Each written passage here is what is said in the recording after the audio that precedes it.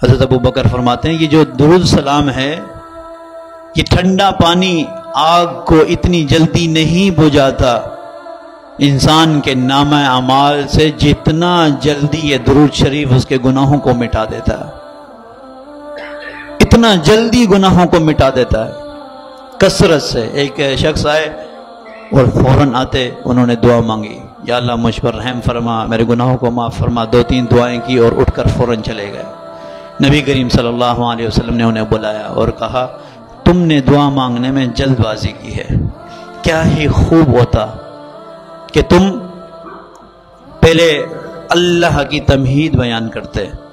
اس کی حمد بیان کرتے، اس کی تعریف کرتے، اس کی ثنا کرتے،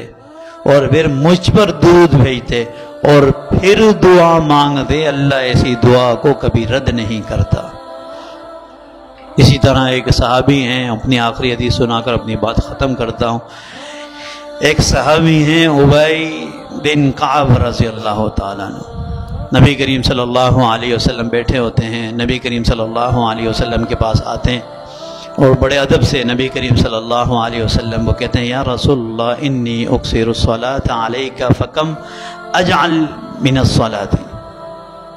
کہ یا رسول اللہ میں آپ پہ کثرت سے درود شریف پڑھنے والا ہوں، کثرت سے پڑھنا چاہتا ہوں، پر آپ یہ بتا دیجئے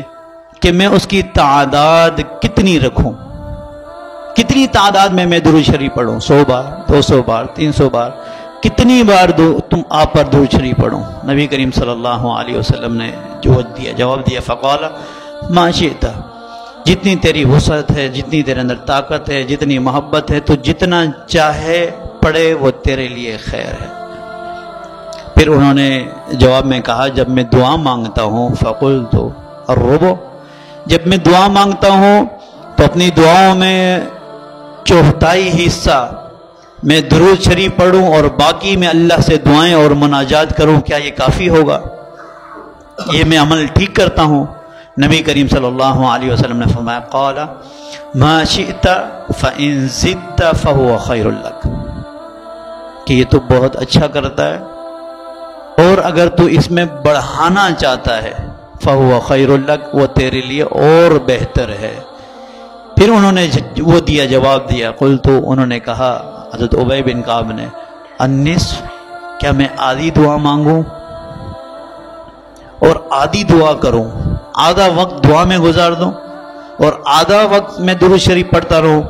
نبی کریم صلی اللہ علیہ وسلم نے دوبارہ اپنے جواب کو ریپیٹ کیا قال ما شئت فإن زدت فهو خیر لک، ٹھیک ہے تو بہتر کر رہا ہے، اگر تو اس سے بڑھائے گا تو وہ تیرے لیے بہتر ہے۔ تو ان صحابی نے جواب دیا قلت اجعل لک صلاتی کلھا، تو میں آج کے بعد ایسا کرتا ہوں اگر میرے لیے یہ بہتر ہے میں اس کو بڑھاؤں تو میں درود شریف ہی پڑھا کروں گا، چلتے پھرتے اٹھتے بیٹھتے ہر لمحے درود شریف پڑھتا رہوں، دعا نہ مانگو پورے وقت درود شریف پڑھوں۔ تو نبی کریم صلی اللہ علیہ وسلم نے انہیں جواب دیا قال اذا یکفی ہمک ویکفر ذنبک، یہ تیرے غمیوں کے لیے، تیری پریشانیوں کو یہ عمل دور کر دے گا، تیرے لیے یہ کافی ہوگا، تیری دعاؤں کی مناجات کے لیے یہ کافی ہوگا، یہ عمل تیری ہر ضرورت اللہ پوری کرے گا اور تیرے گناہوں کو بھی معاف کر دے گا۔ تو یہ درود شریف ایسی چیز ہے کہ انسان اپنی محبت جس سے کرتا ہے اس کا ذکر تو ویسے ہی ہمیشہ اس کی زبان پر رہتا ہے، ہمیشہ دھیان اس کا دماغ میں اسی کا تصور رہتا ہے۔ تو ہمیں بھی یہ ضروری ہے سب سے پہلا نبی کریم صلی اللہ علیہ وسلم سے محبت کا اظہار، ان کی زندگی کی طرز زندگی، ان کے اعمال، ان کے افعال کو اپنانا، ان کی سنتوں کو اپنانا۔ دوسرا حق کہ نبی کریم صلی اللہ علیہ وسلم کو کثرت سے درود سلام بھیجنا۔ نبی کریم صلی اللہ علیہ وسلم نے فرمایا جو تم میں سے درود شریف بھیجنا بھول جاتا ہے، نسیا، اگر وہ بھول جاتا ہے درود شریف پڑھنا تو وہ درود شریف پڑھنا نہیں بھولتا، نسیا طریق الجنہ، تو تو یہ یاد رکھو، جو درود شریف پڑھنا بھول جاتا ہے، نہیں پڑھتا، اپنی زندگی میں درود شریف نہیں ہے، تو وہ یاد رکھے وہ جنت کا راستہ بھول رہا ہے، وہ جنت کے جانے کا راستہ بھول رہا ہے۔